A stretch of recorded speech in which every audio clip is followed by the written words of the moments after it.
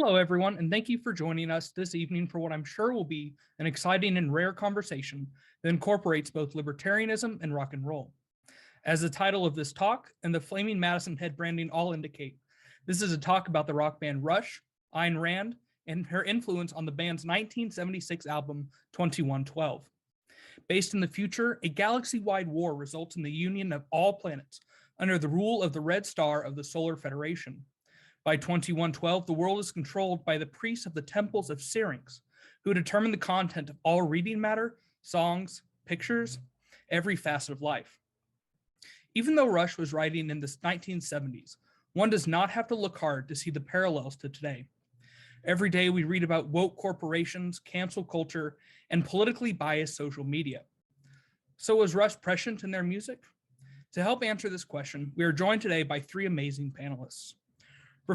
Professor Bradley Birzer is a professor of history and the Russell Amos Kirk Chair in American Studies at Hillsdale College.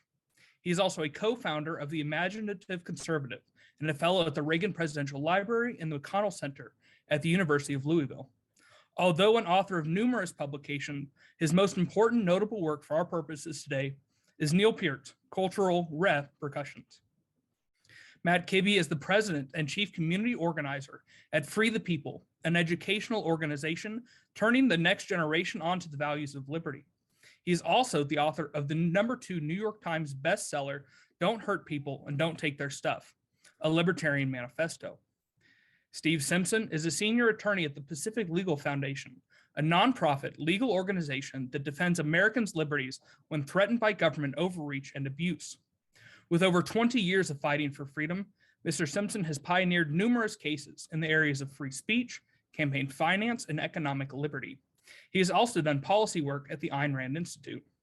In addition to their experience and accolades, all of our speakers are also devoted Rush fans, of course. Each speaker will get a chance to offer opening remarks before we open this up for a free-flowing discussion between the three. We will also have time for questions at the end, so please raise your virtual hands and I will call on you for you to ask your question. So without further ado, I'll turn it over to our panel to tell us about Rush, Rand, and whether or not 2112 is already here. Thank you. Hi, everybody. Good evening. Welcome to this. Thank you so much for being a part of this, and thank you to everybody for allowing me to be a part of this. It's wonderful. So a huge thanks to the Federalist Society and to Brom, our tech guy behind the scenes, and Peter, and of course to Bailey. Thank you for the introduction there. And Matt and Steve, very glad to be on this panel with you guys. It's an honor to be certain. So I do want to warn everybody that I have lost my voice in the last few days and only regained it today. So hopefully it'll be steady. It sounds a little weird to me. I sound like I'm in an echo chamber, but hopefully it doesn't sound that bad for you. And of course, if you don't know what my voice normally sounds like, this may just be the normal Brad Birzer voice. So such is life. Well, tonight, I'm very, very glad to be talking about one of my heroes, Neil Peart. Neil Peart, of course, passed away just about, well, coming up on 2 years, actually. This January will be 2 years, which is pretty astounding to think that we've been in a world now without him that long. And it would have been very interesting to have had his commentary on everything that's happened in the last 2 years, all of the radical movements, all of the lockdowns. It would be fascinating to see how he might have thought of these various things. I would like to remind everybody, and I think this is very important for all of us, myself included, I'd like to remind everybody that for a very long time, Rush was not a cool band. It was not a hip band at all. So I was introduced to them for the first time. I'm 54 now, and I was introduced to them back in 1981 when I was and I have no idea why at this point, and it wasn't a normal occasion, but I was in detention in 7th grade junior high. And two of my fellow detainees were huge Rush fans.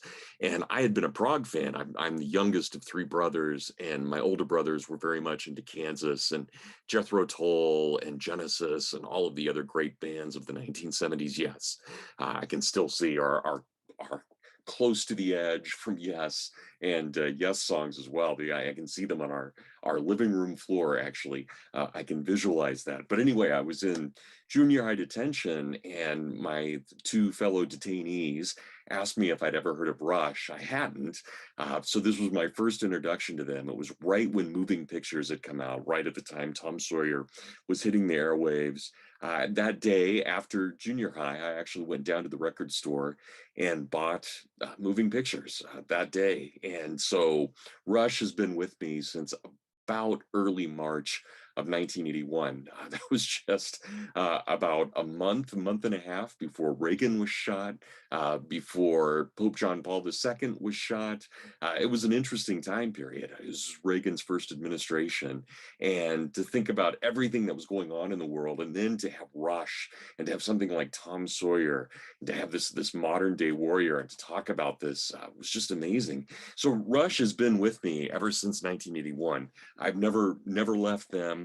They've never left me. I've been a devoted fan ever since then. And I'm very proud to say that I'm part of that kind of Neil Peart generation. I like to think of him as a much older brother who really was that kind of cool kid who kind of showed us what to do and what not to do, how to weather the storms, how to get through conformity during junior high, especially, and then into high school. Neil Peart always was there with the great philosophical questions, with the recommendations for all kinds of books that he introduced a lot of us to. I really think that even though Rush was not cool for a very, very, very long time, that those of us who were into Rush benefited so greatly from having these exemplars who showed us not only how to think, but really taught us in a variety of different ways how to be ourselves. And that was very important to me, and it remains important to me. Even at age 54, I still think that that influence that Neil Peart had on me was central to my own understanding of who I am as a person. So I wanted to read a couple of things. I find this fascinating. I've had the opportunity to go through and really look at how a magazine like Rolling Stone, which always represented, I think, the kind of mainstream of American rock and roll, how it looked at Rush and it looked at Neil Peart and it looked at Geddy Lee, it looked at Alex Lifeson. And when you looked at what Rolling Stone was trying to do throughout much of its history, it was really dismissing almost everything that Rush was about. And we could talk about why that's the case. I think there are a variety of reasons that a publication like Rolling Stone hated Rush so much. But then there's a turning point. You get to 2015, and suddenly Rush is on the cover of Rolling Stone. And I remember how absolutely shocked I was to see Rush on the cover of Rolling Stone. And it was one of the few times in my life that I actually have paid money for a Rolling Stone. I wanted to support them and support especially that issue with three guys of Rush right there on the cover. And interestingly enough, I think Rush was given a kind of an apology by Rolling Stone. Rolling Stone said, and again, this is right around 2015, over the decades, Rush learned to accept and even embrace their reputation as the ultimate dorky band. Not only were we vilified, but our fans were too, says Peart. In the schoolyard, you'd hear, "Oh, what do you know? You're a Rush fan." But the band has made an unexpected leap into mainstream pop culture in the past 4 years, including a much buzzed about 2008 appearance on The Colbert Report and a genuinely hilarious cameo in 2009's Paul Rudd, Jason Segel comedy, I Love You, Man. The PR boost has helped Rush sell out venues around the United States. It feels like vindication, Peart says. We set a good example by showing people you can do things your way and still succeed. And I think if there was really a kind of thesis statement for Rush, that would be it. We set a good example by showing people you can do things your way and still succeed. That's a wonderful way of putting this. And I think this is exactly what Rush demonstrated over their own years. But I have to quote someone else. One of my favorite authors on Rush is a guy that hardly anyone knows. That's unfortunate. He wrote a book called In Pursuits of Excellence, a guy by the name of Robert Friedman. And he wrote about this at roughly the same time Rolling Stone did. And I think he nails this exactly. He says, the story of Rush is a story of validation. When the band first started out, the mainstream music establishment largely ignored them. Geddy's voice was the brunt of jokes. Alex's guitar playing got no respect. Neil's lyrics were pretentious and channeled a kooky Ayn Randian ideology. And he played too many drums, all of them with the passion of a mathematician. But meanwhile, musicians and music aficionados loved them, so that you had this great narrative tension. Now they're nearing their 40th year anniversary. Obviously, this was written a few years ago. They're nearing their 40-year anniversary. Their old critics are in nursing homes. Their fans are in leadership positions in business, science, government, and the arts. And they're looked at as the elder statesmen of rock and roll. Amen. I mean, I think that's just absolutely gets to the spirit of what Rush is really about and what they were able to accomplish through those long 40 years, those beautiful 40 years, as they were trying to give us the best of what they were trying to do with excellence. So what I want to talk about tonight, and these guys were very gracious to allow me to have the first position of talking in our panel discussion. I want to talk a little bit about who Neil Peart was and what kinds of things he really stood for. So obviously for our panel discussion tonight, we're very interested in looking at the influence that Ayn Rand had on Neil Peart, and especially on the album 2112.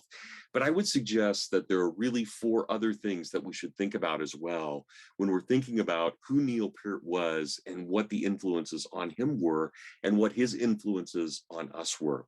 So number 1, I think very importantly, and not that these are in any way superseding the Ayn Rand category or in any way trying to negate that category, but just trying to expand it a little bit. In fact, I think in many ways, these fit very well with the Ayn Rand narrative as well. But number 1, Neil Peart was an individualist. Geddy Lee is an individualist. Alex Lifeson is an individualist. There's something in their very character. And when I think of individualism, I think of this kind of American character, but obviously these are Canadians. But I do think of someone like a Henry David Thoreau, or even before that, I think of a Thomas Jefferson. I think we could say that there's a larger North American tendency towards this idea of trying to figure out who the individual person is and trying to allow that individual person to really flourish in all kinds of ways and to find a kind of happiness in this world. So number 1, I would say there's this characteristic of Neil Peart, but along with Geddy Lee and along with Alex Lifeson in Rush, towards a very serious, sustained kind of individualism. Number 2, and you can see pictures of Neil in the late 1980s holding a copy of Aristotle's Ethics. I would say there's an Aristotelian element to what Rush is doing as well. And it's blatant at times, for example, with those photos of Neil holding the Ethics.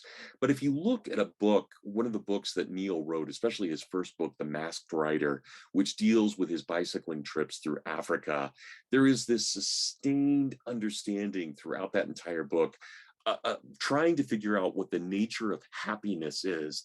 And it's happiness not in the Judeo-Christian sense, but in the Aristotelian sense of trying to figure out what is our purpose in this world.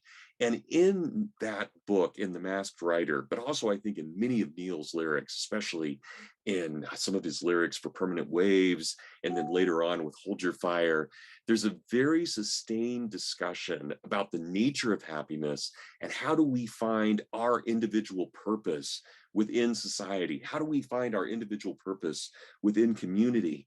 And that idea of happiness is not necessarily owning lots of stuff, but it's being morally satisfied with the choices that we make.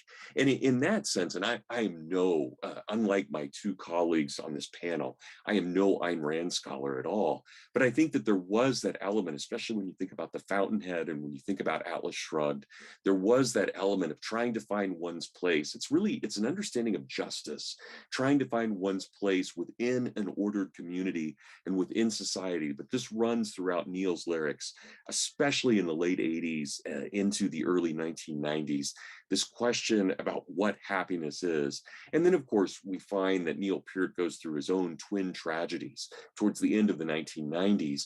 And when he returns from those tragedies, he is actually in many ways, strangely enough, more of himself than he was even before those tragedies.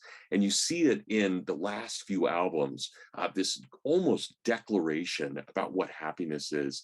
You see it in Vapor Trails, you see it in Snakes and Arrows, and you see it in Clockwork Angels, this real desire to make happiness something central to who and what we are as people.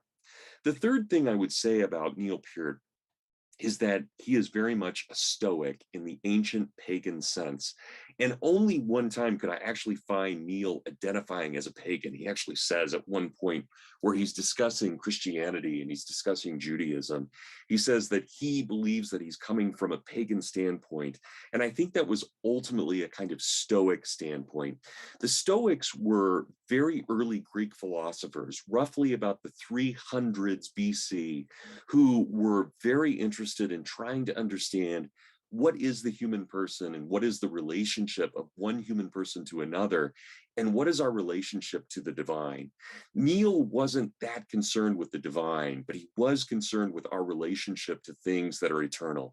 He was concerned with what is our nature as human beings, what is it that we are created to do, what is it that we are meant to do, and what is it that we ourselves define ourselves as in terms of trying to figure out what it is that we do in this world.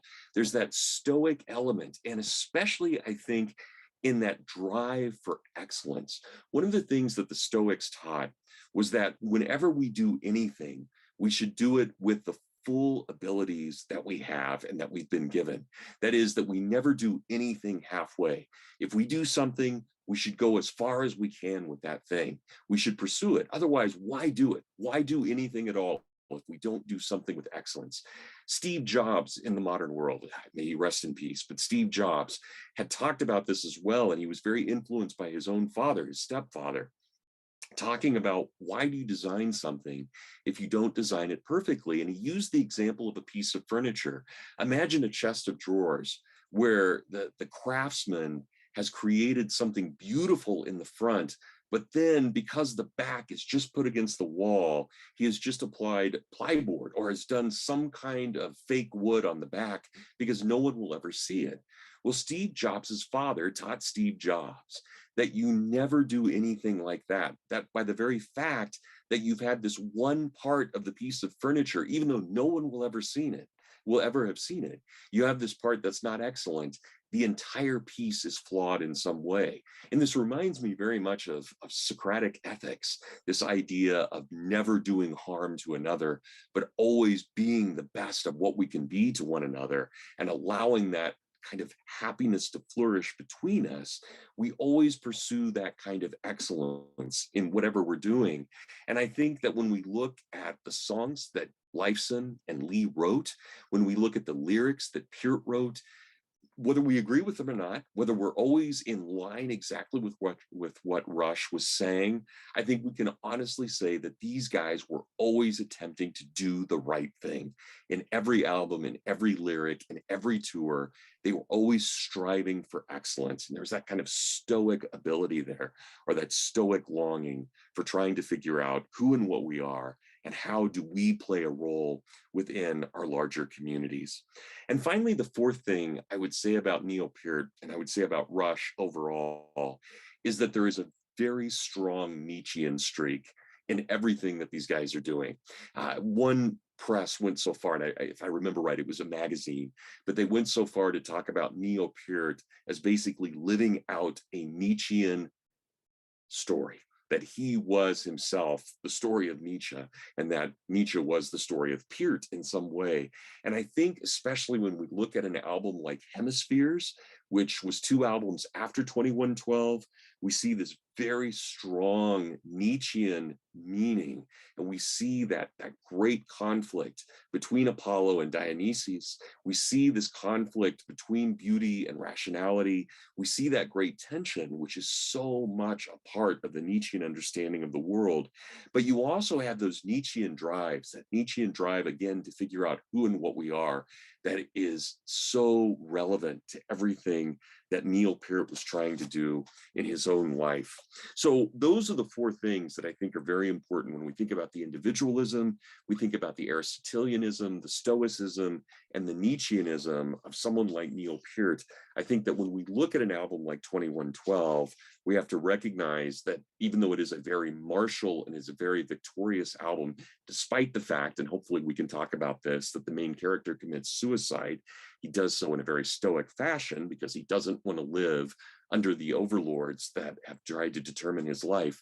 We find ultimately that there are these four things and that Peart is trying to get them across. But I would also take this just a little bit farther, and just to finish my segment here, and I don't want to take this any longer. When we think about the influences on Neil Peart, we can say this is a guy who never stops reading and who is constantly influenced by the authors that he's reading at the moment. So clearly he's very influenced by Ayn Rand. That's unquestionable. And he's influenced by Rand, he's influenced by Nietzsche, but there are other figures as well, especially in the literary world.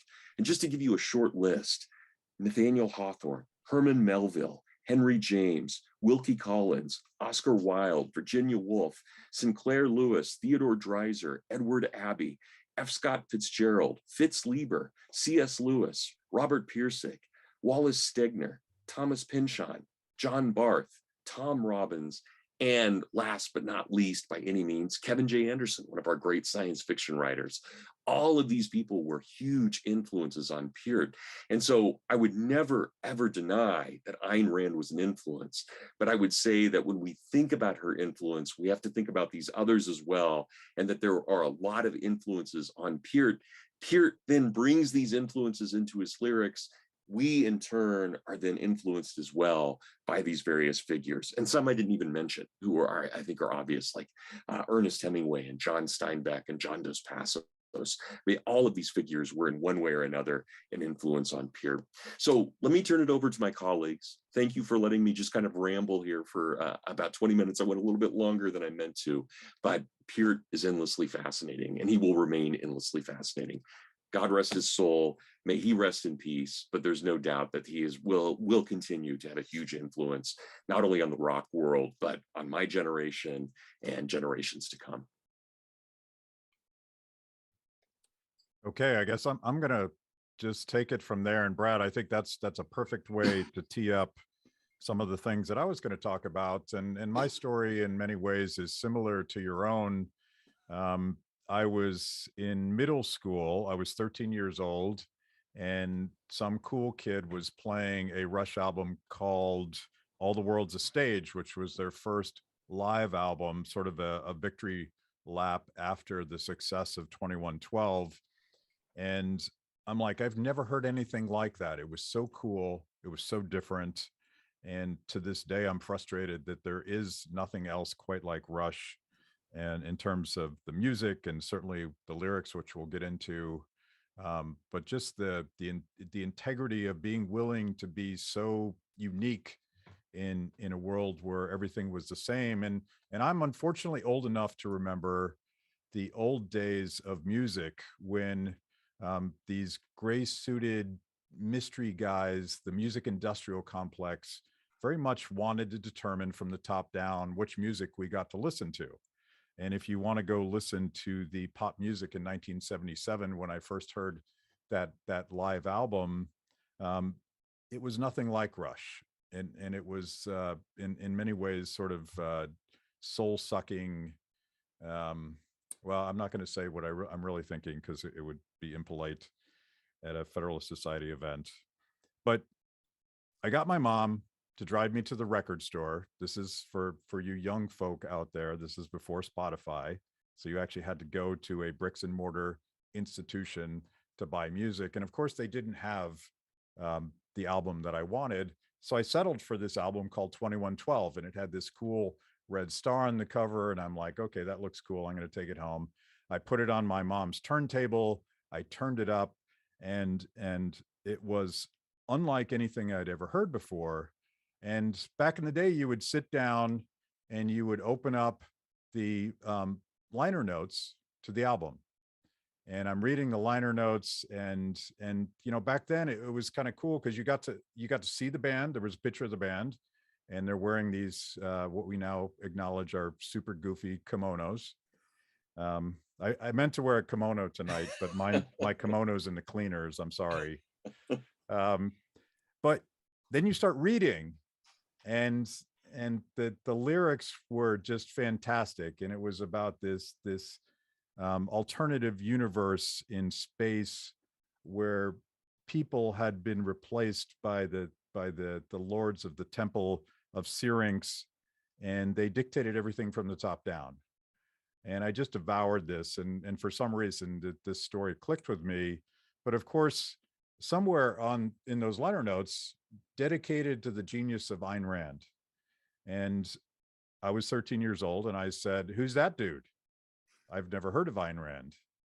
And of course, that dude wasn't a dude at all. And a couple months, a couple days, I don't even know, I was at a garage sale and I found this really old beat up copy of Anthem, and it was written by Ayn Rand. I'm like, oh, that's that guy that my favorite band talks about. And I picked up I bought it and I took it home. This copy, by the way, was so old that Atlas Shrugged wasn't even listed in the other books by this author. But I devoured it, and I realized that I was reading essentially the same story, maybe more fleshed out, maybe even more compelling than what was in the liner notes of 2112.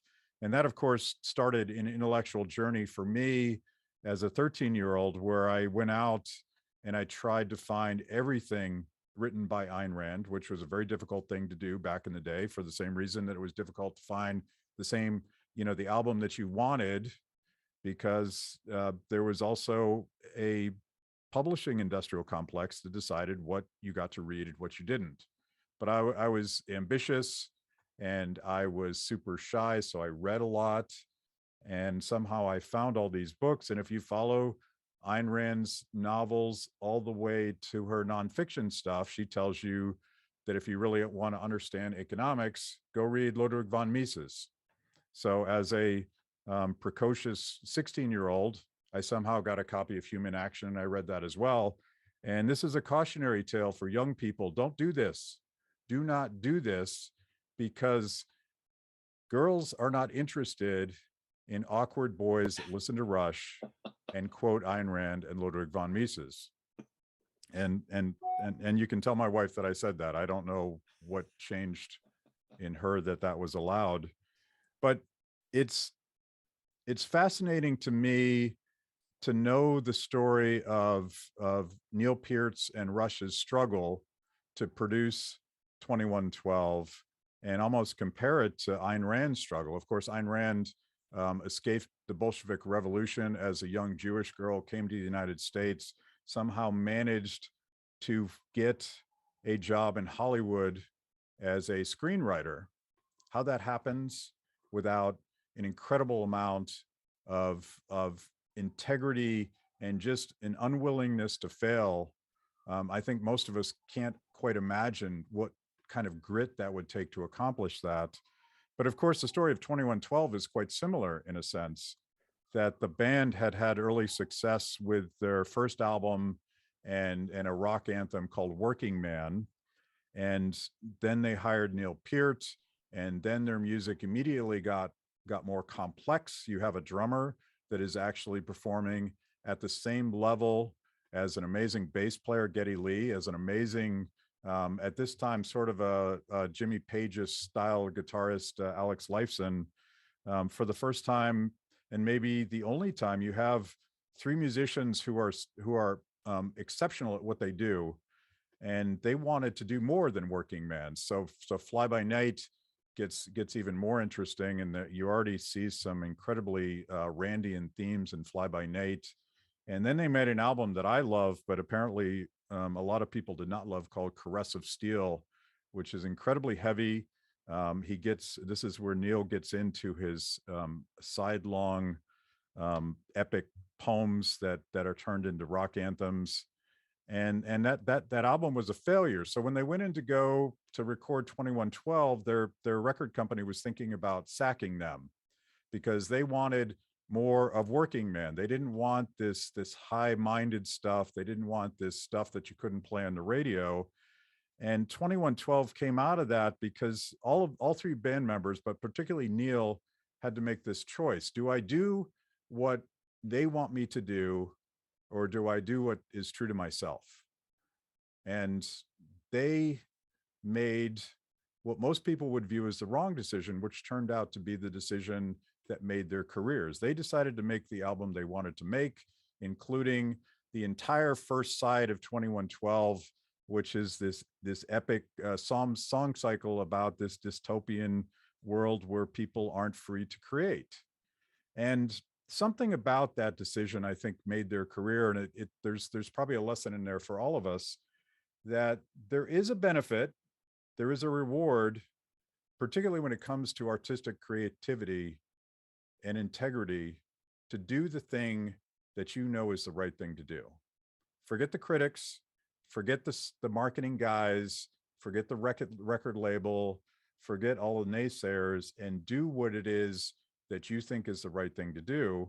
And that, of course, became their launching pad. 2112 became a very successful record, and it created for them an opportunity with their own record label to never be second guessed again. From that moment on, they made the music that they wanted to make. And Brad did a great job of sort of explaining the essence of their music, even when they got away from some of the heavier prog rock stuff that I really fell in love with. They always pursued their music the way they wanted to do it, and they had a loyal fan base that followed them with that. I didn't realize this until maybe 2015 or so, when I went back to Rush to find some sort of moral fortitude, how much Neil's philosophy of life had influenced me when I was that 13-year-old, and devouring album after album after that until I was well into my 20s. But one of the things that Neil taught me, I think he got from Howard Rourke, the main character in The Fountainhead. And that did me well in Washington, D.C. And that was the ability to say no. Neil Peart and his bandmates said no to a record label that just wanted the same thing over and over again. Howard Rourke famously would turn down incredibly lucrative offers to sort of fall in line and produce the kind of architecture that other people wanted to see, instead of pursuing his vision. And as someone that works in Washington, D.C., I can tell you that the ability to say no is the only way that you will protect your integrity and your soul itself from all of the people that are going to make you offers that you can't refuse. And so that's one lesson I got from Neil. Another one that he loved to say, and Brad didn't mention this, but I know we've talked about it before. Neil's go-to mission when he woke up in the morning, and he would say this all the time: what is the most excellent thing I can do today? And that gets to, Brad was talking about happiness and the pursuit of happiness, which I would very much consider a Randian virtue. It's obviously much broader than that, but the pursuit of happiness and the feeling that you did the thing that you wanted to do, and hopefully you did it well, but even in failure, pursuing that is always the right thing to do. And I think that's another thing that I learned from him. And probably the biggest story here that I want to talk about tonight is what the response was to 2112. And there's this famous music review of 2112. There was a journalist, Barry Miles, who wrote for the New Music Express, which at the time was sort of the Rolling Stone of its thing. And Rush was finally breaking out, and they were finally starting to fill concert halls. And this guy came and sat down with Neil, and you can find this online. Go read this interview sometime. It's a fascinating interview. And Neil is at the time is very much sort of obsessed with Ayn Rand, and he's applying that individualistic approach to his entire worldview and how we should organize government and everything else. And this guy, Barry Miles, ends up writing a piece that compares the philosophy of Rush and the philosophy of Ayn Rand to the slogan over the gates of Auschwitz. And if that sounds familiar to where we are today, cancel culture was mentioned, and this idea that if you're not with the program, you're immediately castigated as a Nazi. But think about Neil as perhaps the first victim of cancel culture, because that cut him deeply, and not just because individualism, as he understood it, as Ayn Rand, as any libertarian individualist would understand it, is the polar opposite of Nazism or fascism or National Socialism, whatever you want to call that. But it also turns out that Geddy Lee, his parents met at Auschwitz, and his parents survived the Holocaust. So imagine a more vicious way to try to marginalize an upstart band. And I think if you look at Neil's pursuit of ideas and that intellectual understanding of what it meant to be an individualist, he spent a good deal of his career after that vicious article trying to explain to people what it meant to be an individual. And I happen to be wearing this shirt. I didn't plan on this, but I'm wearing my Hemispheres t-shirt. And I love the metaphor in this album. Again, one of my favorite albums. I'm not sure which one, depending on the day. But the metaphor of the two sides of the brain, the heart and the mind, Neil was trying to explain that reason wasn't enough, that you also needed to have the compassion of your convictions as well. And somewhere in those two sides of the brain, you get a whole person, the heart and mind united. And I think he was trying to explain to people who had so ungenerously accused him of being a Nazi what really works in this world. And that might be something that we could apply to our modern situation when we're so divided today. And it is quite true that if you are not on the program, a lot of people will be quite comfortable accusing you of being a Nazi. I think we push back against that, but we don't push back against it with the opposite sort of clickbait anger. We do what Neil did, and he engaged in that conversation for his entire career. I only recently discovered that he actually went back and did an additional interview with New Music Express after they had written that garbage about him and his bandmates. And I'm like, wow, I'm not sure I would have done that. But he wanted people to understand where he was coming from. And I think that was part of that integrity, that willingness to do the right thing, even if it might not be a good career decision, it might not be a good business decision, it might not even be a good emotional decision, but he wanted to explain to people this beautiful thing that he had discovered when he first read Ayn Rand. Now, as Brad has pointed out, he went on to read almost everything. I wish I had that level of ability to read books, but it all started with Ayn Rand, and it all started with this idea that individuals matter and that your artistic integrity mattered. And his career and his life demonstrated those values. I'll leave it there. Well, I don't know if it's good to go last or bad to go last, but I'm feeling a little bit intellectually inferior, not least because I wasn't anywhere near as well read and literate as you guys were when I first discovered Rush. And frankly, all I was going to do today is talk about getting high to a passage to Bangkok. No, I'm kidding. I wasn't going to do that. I didn't really understand what the song was about until I was about 35, which I think actually makes me a typical Rush fan.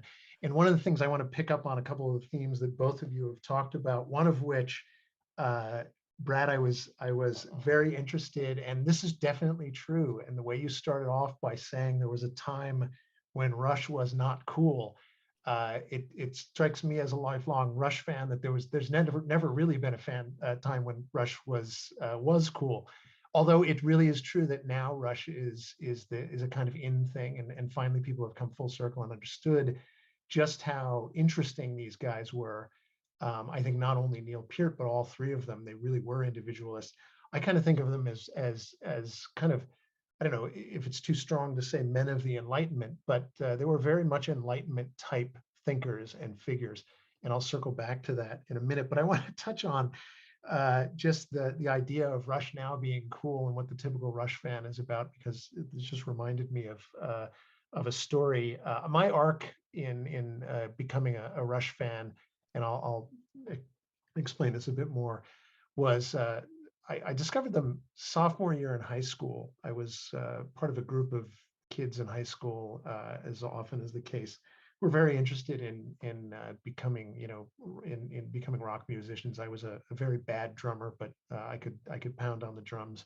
Nonetheless, my younger brother was a guitarist, and we discovered this band, and I frankly was interested in them musically through high school. Not really all that interested in the lyrics, although interested, but not as attuned to the kind of messages of lyrics until I got a bit older and kind of circled back and rediscovered them after college, after not really listening to the band all that much. In any event, I worked at the beginning of my public interest law career at the Institute for Justice, and in the early 2000s, I think it was around 2001, I went with a friend to the Ballston Mall. I don't know, Matt, maybe you know where the Ballston Mall is. Brad, I don't know if you've been to Arlington, Virginia, one of the most anodyne places on earth, to go and watch the concert video of Rush in Rio, which, by the way, if anybody hasn't seen that as a Rush fan, you absolutely have to go see this. So I found myself in this movie theater with a bunch of other guys, entirely men, all probably in their late 30s, early 40s, very similar in look and appearance. And we're watching the Rush in Rio video, and the sound was a bit low. And, we were riled up for a concert, a lot of Rush fans. So a guy down the aisle from me stood up and shouted loudly to the powers that be in the movie theater, "Turn up the volume or we'll tear this place apart." And everybody in the theater laughed uproariously, not just because it's inherently funny for anybody to stand up during a movie performance and scream at the projector people, who are probably robots at this point, to turn up the volume, but every single person in the theater understood the irony of that. We are Rush fans. We don't tear theaters apart. I mean, after all, we're at a movie theater to watch a concert video. That says something about Rush fans. So anyway, I find it really fascinating and interesting that that Rush is now cool. I often think, to kind of pick up on a theme a bit that Matt was discussing, Rand's influence on Rush.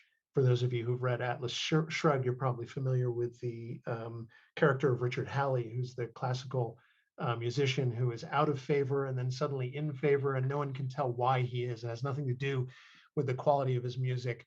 It has everything to do with the kind of vagaries of the mob, so to speak. I don't know if I would say that with Rush, but there is a sense in which I mean, I think what's happened in recent years is that all of the musicians and all the people, frankly, like us, I mean, I'll call myself an intellectual of sorts. You guys definitely are. We've spoken up and over time become a little bit more influential. And as Matt pointed out, these guys just pounded away, continued to pursue their craft, continued to pursue precisely what they were interested in pursuing. And they ultimately triumphed over a sort of cancel culture in exactly the way that I think, unfortunately or fortunately, though it may be, we all have to do in order to triumph over any sort of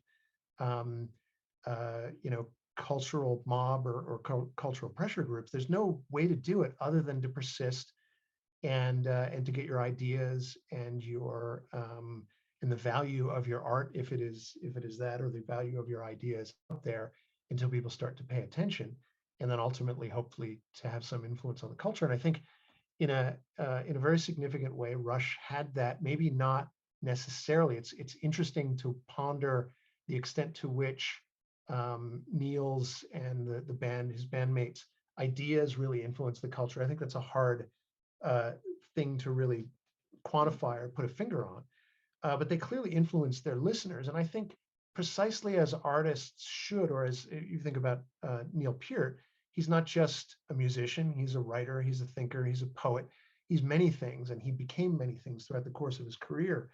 And I look at the role of thinkers such as these guys, writers, producers of artworks, popular art, or unpopular as the case may be, as kind of retailers of ideas. I mean, what they're doing is they're taking ideas often from other thinkers, and they're repackaging them in ways that people can understand, that will appeal to many different people in many different places. And I think that's one of the things that Rush has done. Clearly, they've influenced the musical scene. There's no question they've influenced the freedom movement, and I think that's part of their role. But let me circle back a little bit and talk a bit about my own interest in the band, and then kind of coming full circle. I consider myself maybe a unique case in the sense that, as I said a minute ago, I discovered them around the same age as you guys. I was, early high school, 15, 16, somewhere around there. Heard the album Permanent Waves, was immediately hooked. And then I can't remember what other albums I got right off the bat, but it was probably it would have been most of the albums up to that point, and then Moving Pictures, and then saw them on the Signals tour.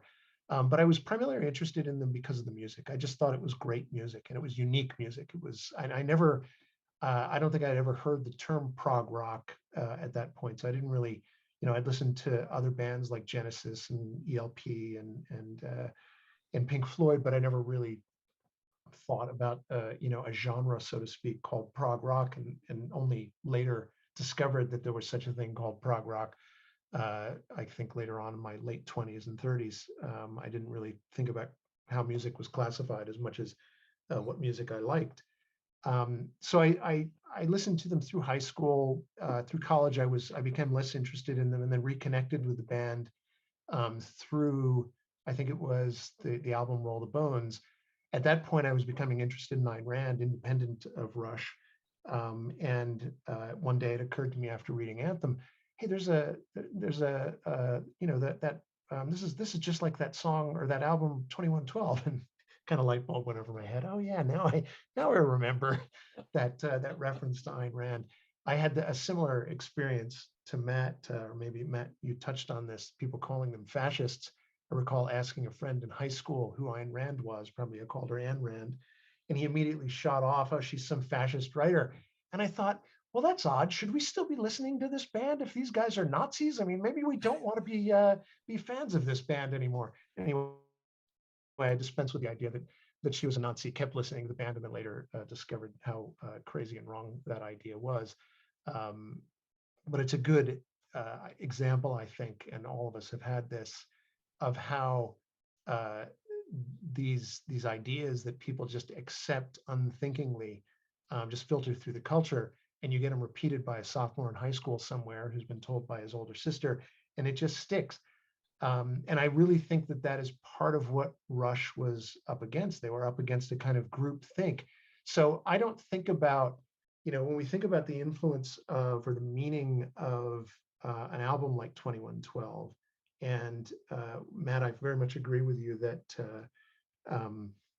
that they were up against something like cancel culture. I tend to look at it as it's more the way people think in most societies. There's a kind of group think that unfortunately exists. It's a relative minority of people who are real thinkers and willing to kind of buck the trends.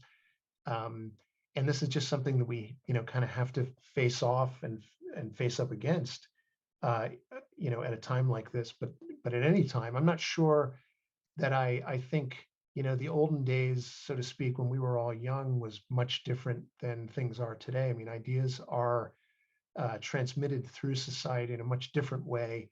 But when I think back to, listening to music on the radio, watching television, Matt, you mentioned book publishing, ideas and really all content has always been filtered through a relatively small number of people, gatekeepers, if you want to put it that way. I mean, I don't really think about it like that. In a free society, people can choose whatever ideas they're going to choose.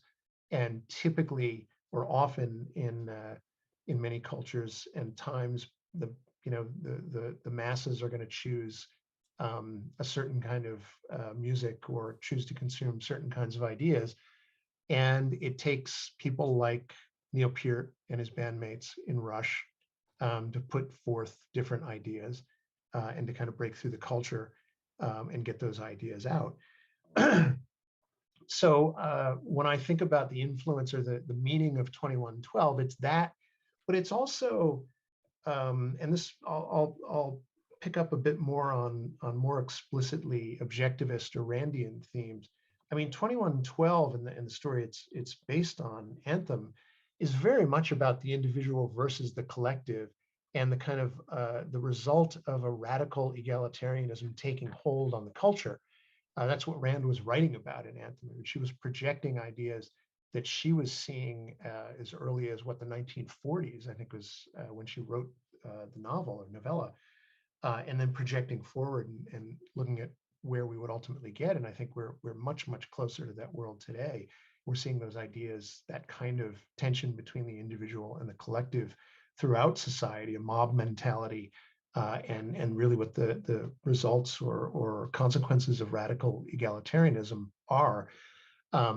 Rush obviously picked up on that on the in the album 2112, and I think we're really seeing that. So they were prescient in understanding and seeing the kind of consequences of these ideas in the 1970s when the album came out, and we're really seeing I think a lot of the results of that today in wokeism, in cancel culture, and really it's more, in my view, not so much the pressure from top-down pressure on people to stop speaking or stop thinking for themselves, but I think the internal kind of moral, intellectual, ideological pressure that people feel when they decide to stop speaking, when they decide to stop speaking out, when they decide to stop challenging the status quo.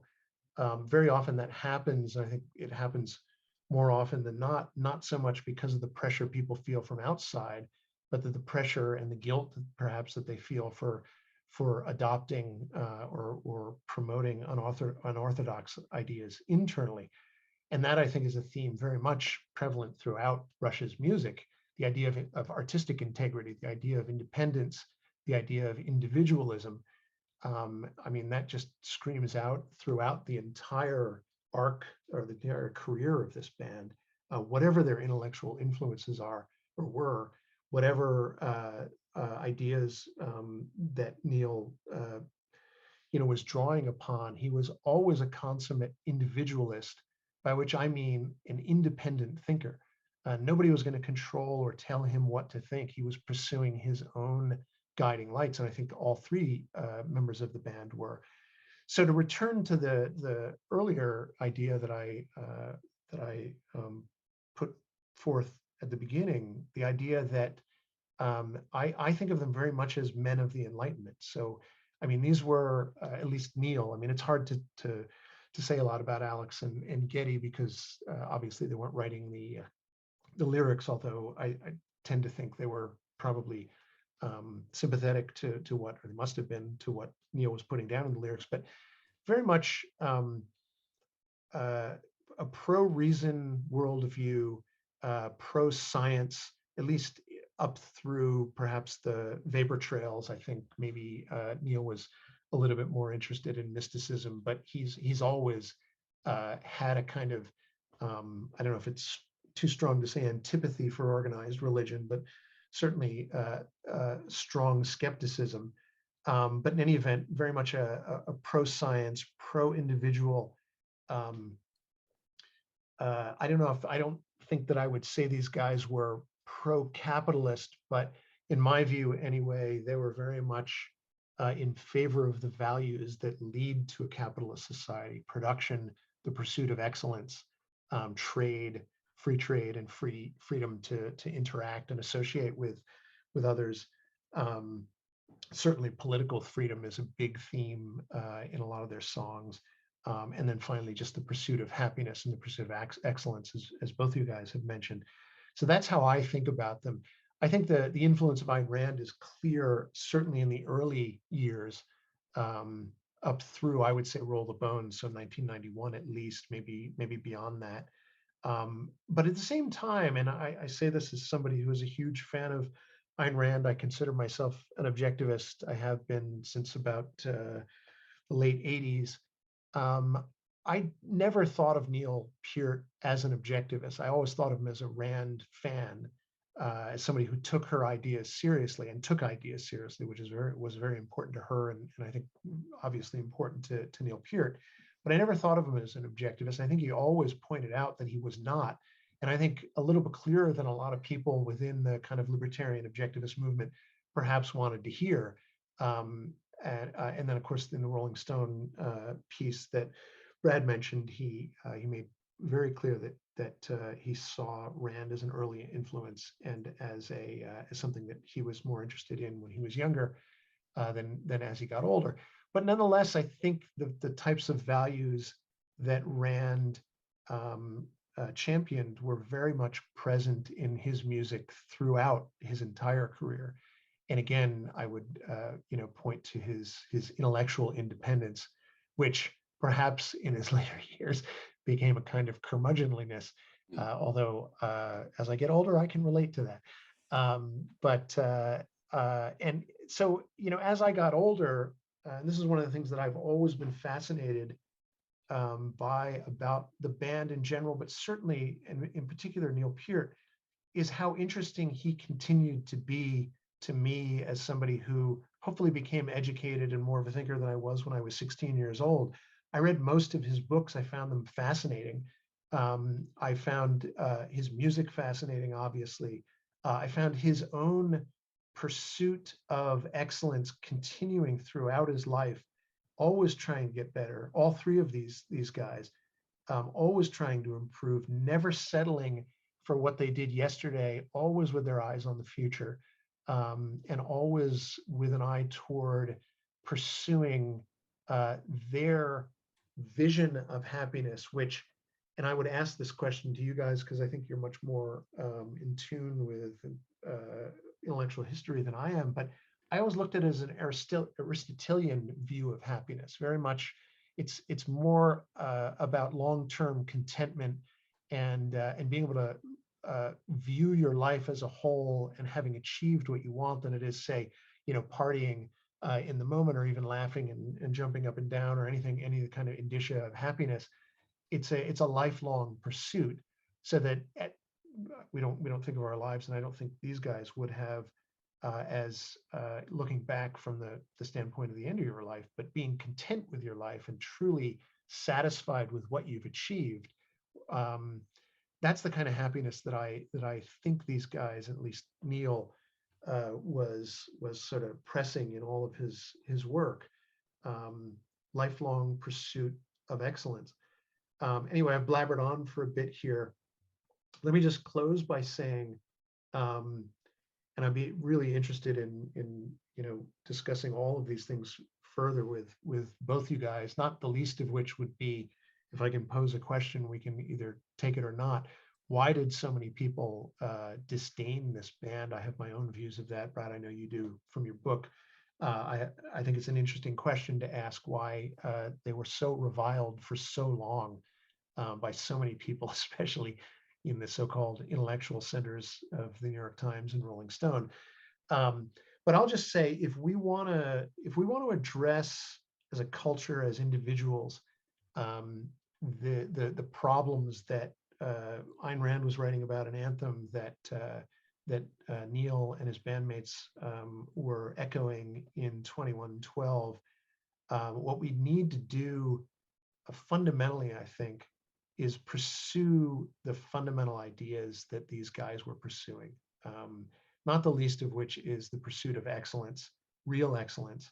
I've always thought that the way you change a culture, and I've been doing this kind of work my entire career, and I don't, this is no kind of knock on any of the types of organizations that any of us work at or have written for, but I tend to view it as very much an individual endeavor. First, you get your own house in order, and then you pass on your ideas and you set an example for everybody else, whether that's living freedom or just living virtue, honesty, and pursuing excellence. So whatever else these three guys in this band achieved, they achieved that. They pursued excellence.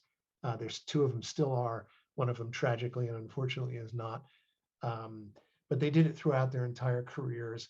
Whatever influence they had on ideas and the culture, they set an example, and ultimately I think they triumphed in that way. And I think that partly explains why why they are now a cool and in band among a lot of people who whom they influence. So I'll leave it at that. And then I guess we can just discuss some of this, but thanks.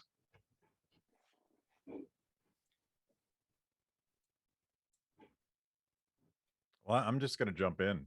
And I think one of the reasons why they were not cool for all of the years we listened to them, and that they have become sort of essentially cool in their old age, is the same thing. It was that artistic integrity, that I'll call it entrepreneurship or innovation or whatever that is, that says, I'm going to pursue my own path. I'm going to create something, and if people love it, that's great. If they don't love it, that's okay too, because I needed to be true to myself before I could engage other people.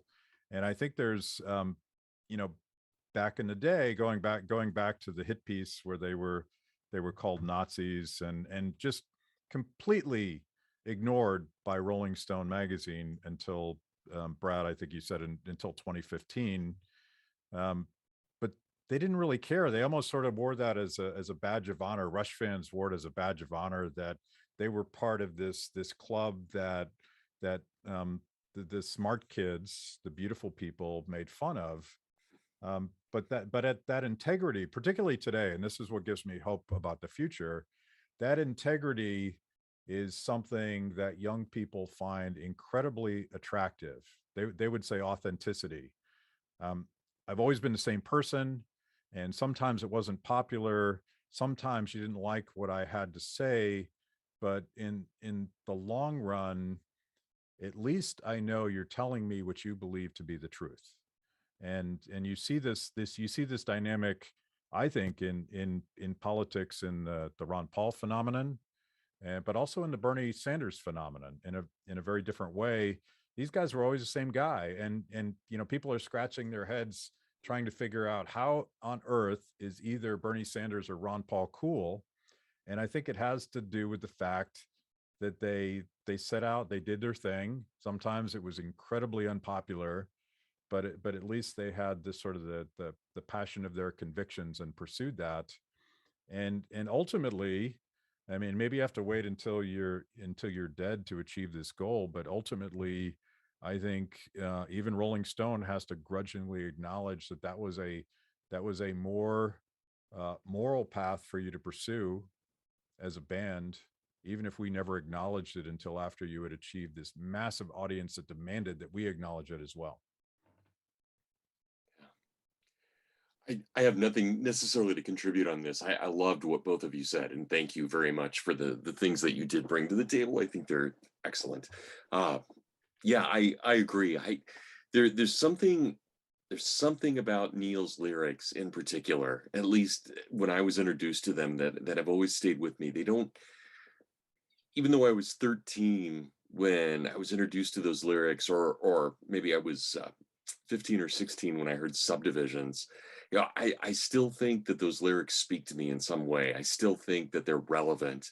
They're not just for 13-year-old or 15-year-old Brad. They're for something, I think, that cultivates a kind of lifestyle and really is a way of living overall. And I think that's something that is, at least for me, when I look back at Rush, I just so appreciate. And as you said, Matt, that kind of honesty that's always there, that stability that's always there, but the fact that no matter what, they gave everything they had at each moment in their lives.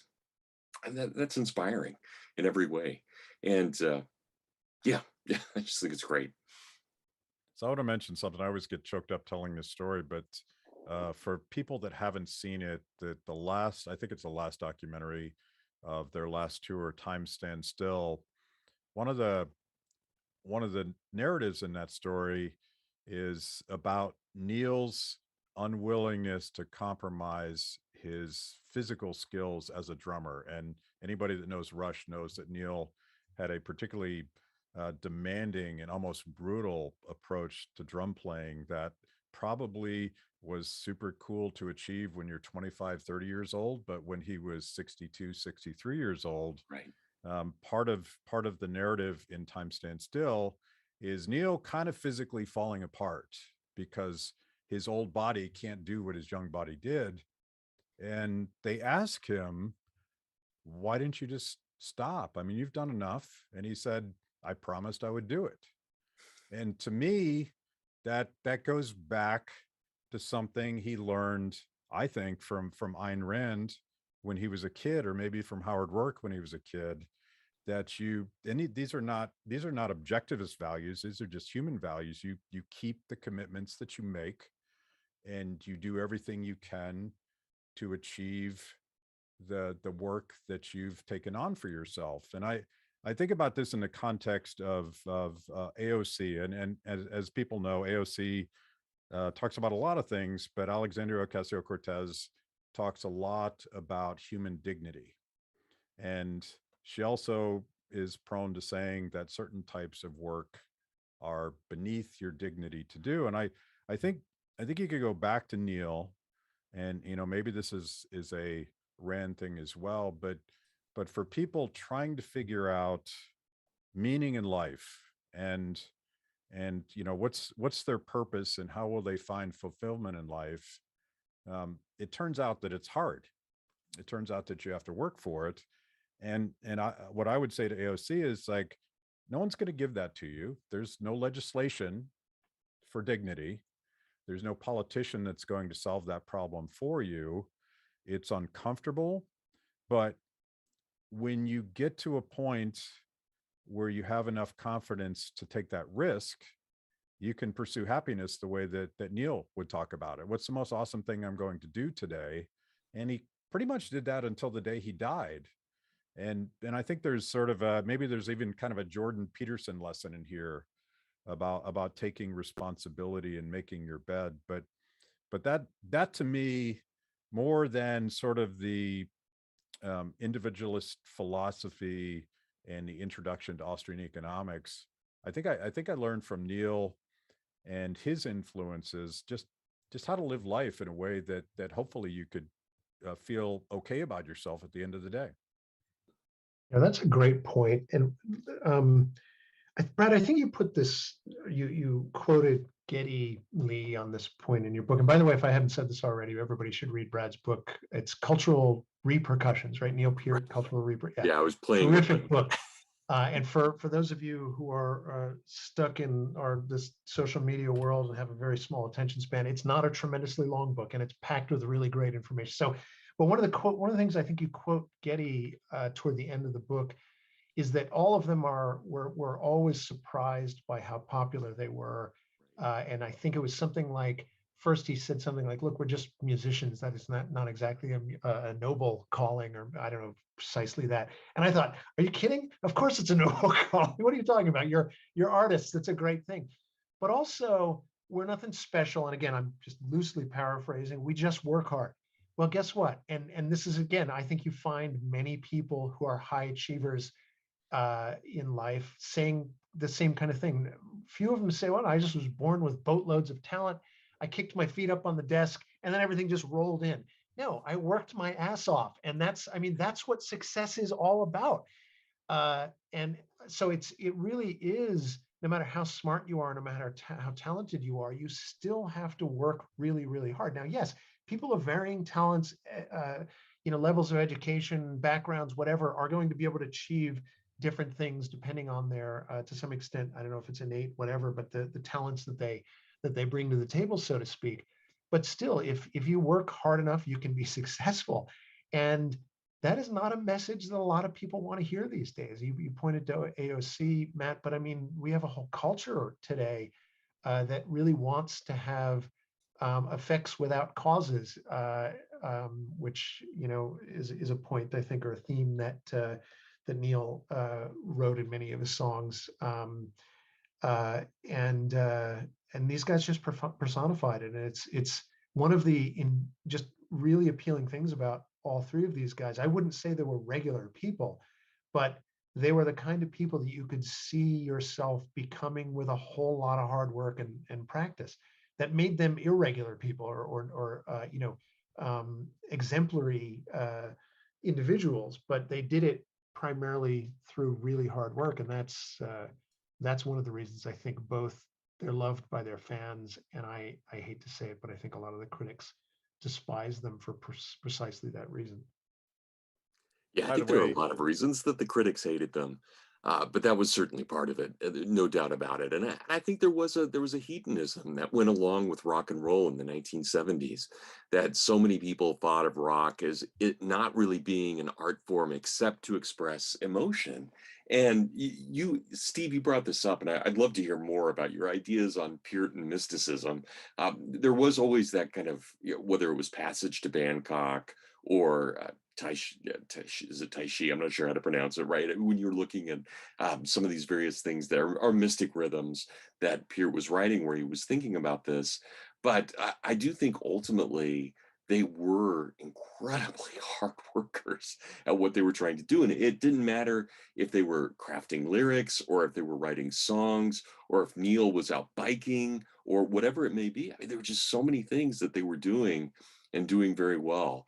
But I think that they, in pursuing that, were so counter part of the 1970s rock culture that they were to people like Rolling Stone, they were an abomination because they did not represent that kind of laxness, that hedonism that so much of what rock was about was really there. But Steve, I'd love to hear more about the mysticism if you're up for talking about it. Sure. I mean, yeah, there's no question that, I mean, I don't know if it's proper to call Neil Peart an eclectic, but I mean, Hmm.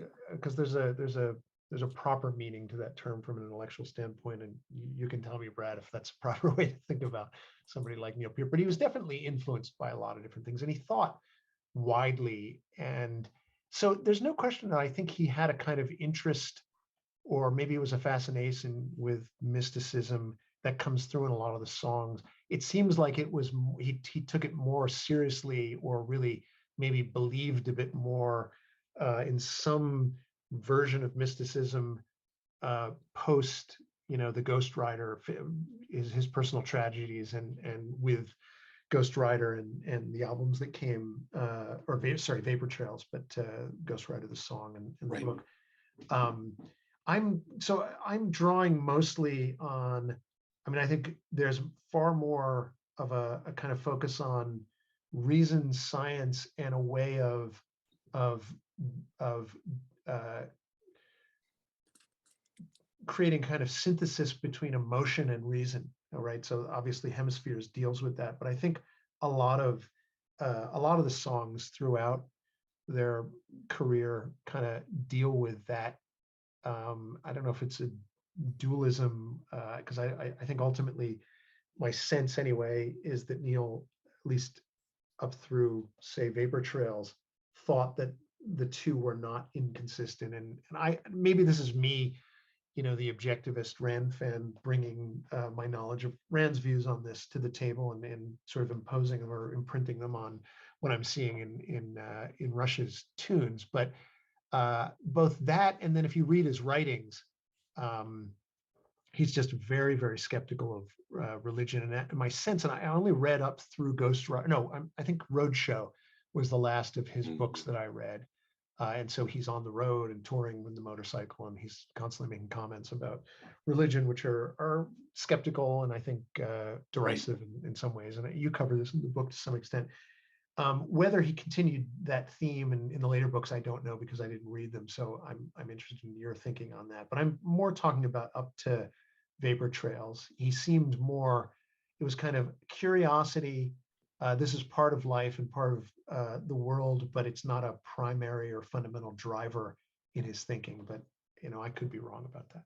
Well, I was wondering in part because there's so much in modernist literature, especially when you look at someone like T.S. Eliot dealing with the idea of the tarot cards, and obviously Neil was very taken with that as well.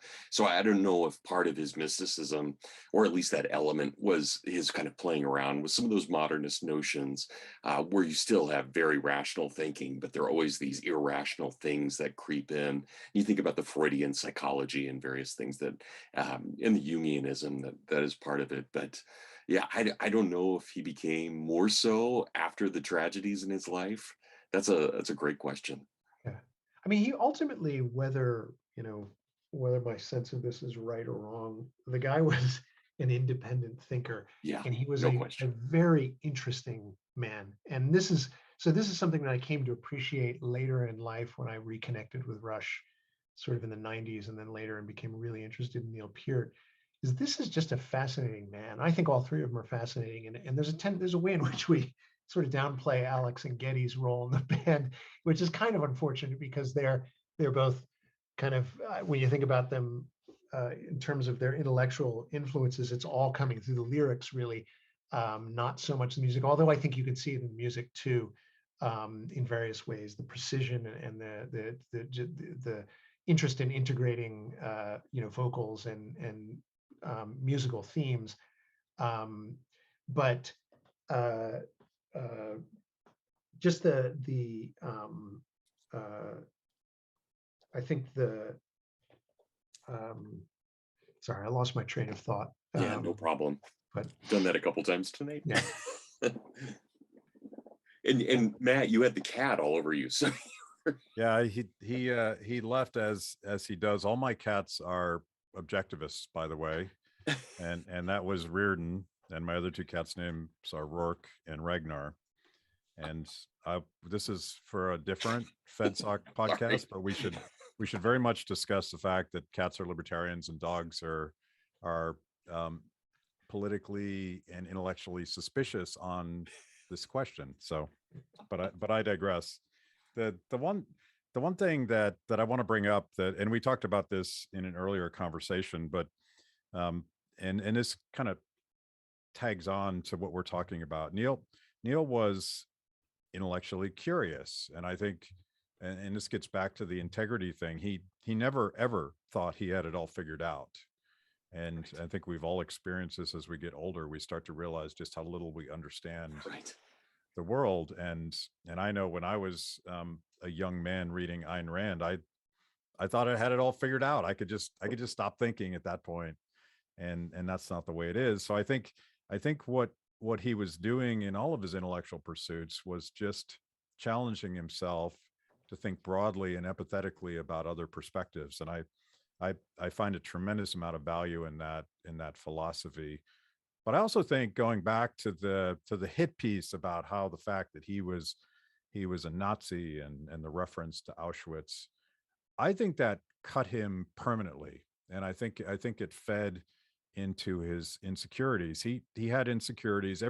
Every tremendously accomplished person I've ever met has insecurities that sort of feed their striving to do more and better. But there was an interview, I think it was the last Rolling Stone interview that Neil did, and maybe it was around Clockwork Angels or maybe a little bit after that. And every single interview that he ever did, as far as I can tell, some progressive music critic brings up, did you really, really like Ayn Rand? And how could you possibly do that? And he would get increasingly frustrated with the question. And there's this great line where he explains, here's what I thought libertarian was. It was beautiful, and we were going to work and cooperate. And I'm butchering the quote, but the essence is there. But today I consider myself a bleeding heart libertarian. That's enough. And he ends the conversation with, that's enough, because what he really wanted to talk about was his work. And he didn't really want to debate with his 20, I don't know how old he was, 23, 24, when he wrote 2112. He didn't want to debate with that young man. He wanted to talk about the things that were intellectually stimulating to him today. But he was always sort of dealing with those demons of that accusation, which only hurts, by the way, if you're not a Nazi, if you find Nazism repugnant. And he was really trying to engage a broader audience. And, he would talk to people across the political spectrum. But of course, the music press is perhaps not all that balanced at all. They lean very much to the left. So I think that's another thing that we could learn from Neil, is just to have a little bit of empathy for people that we disagree with, and try to engage them honestly, even when perhaps they won't return the favor. Yeah. I think that's a great point. Sorry, Brad, I don't want. No, not at all. Just very quickly, one of the other, so what I realized what I was going to say earlier was just these guys are all very interesting people, and that makes them fascinating in itself. But one of the things they were not, which I think, I mean, maybe there a bit of this crept in later on, but I don't think this was, these guys are not cynics. They weren't cynical like the music press, certainly, but I think a lot of musicians, deeply cynical, and frankly, in my view, a very naive way. I think of Roger Waters. I think he's a good musician, and Pink Floyd. But I mean, if you listen to the final cut, it is just off the shelf, mid sort of 80s liberalism, anti-Thatcher, oh, wow, that's so daring and surprising. Wow, gee whiz, you're against war, and we don't want any children to die. Well, that's a pretty daring, I mean, nothing against it, obviously, but come on, really? I mean, you don't like Margaret Thatcher and Ronald Reagan, you and about a billion other people with, degrees or who write for a living. But I don't think Rush ever really had that kind of cynicism at all. And they weren't typical. They didn't criticize or talk about or think about in the same way the typical things that other rock musicians and critics were. And I think were widely resented for that reason.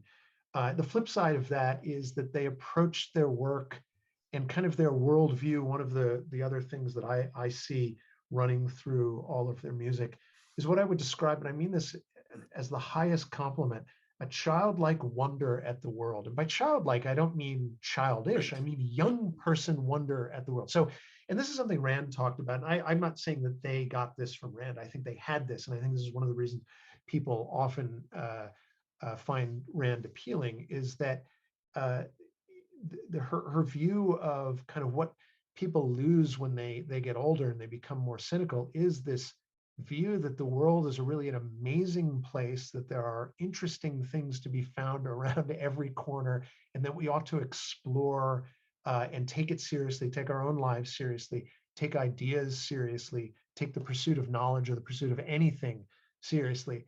And I think all three of the members of Rush did that. And unfortunately, there's a certain contingent in the world that really resents that, because they are not like that. So I think that was another kind of theme or virtue of this band, and yet another reason that they were really widely disdained. Yeah. We actually have a question in the chat while we have a bit of time, and this is from Douglas. He said, and for people who don't have access to this, my brother, a huge Rush fan, once pointed out that Rush never wrote a song about romantic love, and was the only band we could think of who skipped that in toto. Is that a valid observation? Do you think that contributes to a monastic image associated with the band? Great question. Brad, you go first. Oh, it is weird. I mean, if you go back to some of their songs that are about love, they're very antagonistic. So you get the marriage back and forth on Counterparts, which of course the whole album is about. I mean, it's obviously about opposites and likes and what happens there. But yeah, there's nothing in the sense of kind of traditional rock songs about relationships. You don't really have that in Rush. They're either about fantasies, not relationship fantasies, but fantasies like you have on Clockwork Angels, where you're telling a kind of fairy story, or they're this kind of weird thing where Neil's analyzing what love actually is. So yeah, I hadn't thought about them being monastic, but I can see why someone would say that about them. And they, of course, they kept their private lives so private, and they were so resentful of anyone coming into talking about their marriages, talking about their kids. Yeah, they really were protective about their families and had been throughout their careers. There is and I'm less fluent in later Rush until Clockwork Angels, which I consider one of their best albums ever. Yeah, me too. Amazing that at the end of their career they could create something that stands up to their best work. But Neil definitely, I mean, he got more personal, and he very consciously would talk about trying to move from abstract to something more personal, but he's clearly uncomfortable talking about his emotions. And I'm not sure that's his best work. He was sort of working out some marriage issues on that one album, but to me, maybe that's one of the things that makes them interesting. There's a lot of music out there about love, but there's maybe less music about the intellectual case for love, which Hemispheres makes, but it does so in this sort of Star Wars sort of motif that you have to dig a little bit deeper to understand what Neil's thinking about love. I mean, it's very important to him, but he's not comfortable talking about it. Yeah. Matt, I found earlier, if we can go back to an earlier conversation, unless Steve, did you want to jump in on the romantic love thing? No, I didn't have anything to add to it. I agree with Okay. both of I found the quote you were referring to, Matt, about bleeding heart libertarianism. Yeah. So if you guys don't mind, I'll read this. He says, "For me, it was an affirmation that it was all right to totally believe in something and to live for it and not compromise. It was as simple as that. On the 2112 album, again, I was in my early 20s. I was a kid. Now I call myself a bleeding heart libertarian because I do believe in the principles of libertarianism as an ideal because I'm an idealist. Paul Thoreau's definition of a cynic is a disappointed idealist. So as you go through your past 20s, as you go through past your 20s, your idealism is going to be disappointed many, many times. And so I've brought my view, and also I've just realized this. Libertarianism, as I understood it, was very good and pure, and we're all going to be successful and generous to the less fortunate, and it was to me not dark or cynical. But then I saw, of course, the way that it gets twisted by the flaws of humanity, and that's what I've evolved into now, a bleeding heart libertarian. That'll do." Right. That's his response to that. Yeah. That's pretty amazing. Yeah, and I don't, and some people have suggested that that's somehow a repudiation of his earlier self, but I view it as very much building blocks, that as he learned more and discovered more, and I think hopefully we all feel this way as we try to figure out the world, and we are introduced to other influences from all over the place. It starts to fill in blanks, but I in no way feel that my 16-year-old self has been repudiated by my old man self. It's just that I maybe know a couple more things, but I also realize how little I've ever known about anything. Yeah, and you brought that up earlier, Matt, and I think that's a really, really important point for everything that deals with Neil Peart and with Rush. There is that humility. So there's always that striving for excellence, that striving for knowledge. But as Neil gets older, and I think especially in those last three albums, there is a real humility there, and a frustration at times with being humble about trying to figure out, I'd like to be beyond this. I'd like to actually know something. They're struggling with that, but I do think there is a good humility, the kind of humility that you see in a Hayek, the kind of humility that you see in other, I think, really great thinkers as well. And of course, he was famously uncomfortable around his fans. He didn't like adoring fans, and as he would say, it embarrassed me. So he was awkward around them, and actually wrote the song Limelight about this, because he was humble about his own achievements, and maybe even insecure. He always wanted to hear from Geddy about whether or not his drum solo was good enough. And I'm like, dude, you're the best drummer in the world. You don't need Geddy's approval on that. That was pretty damn good, but he needed that. Yeah. And I think that's what makes him human. Alrighty. Can everyone just join me again in thanking our speakers one last time for this tremendous event, and thank the three of you for coming.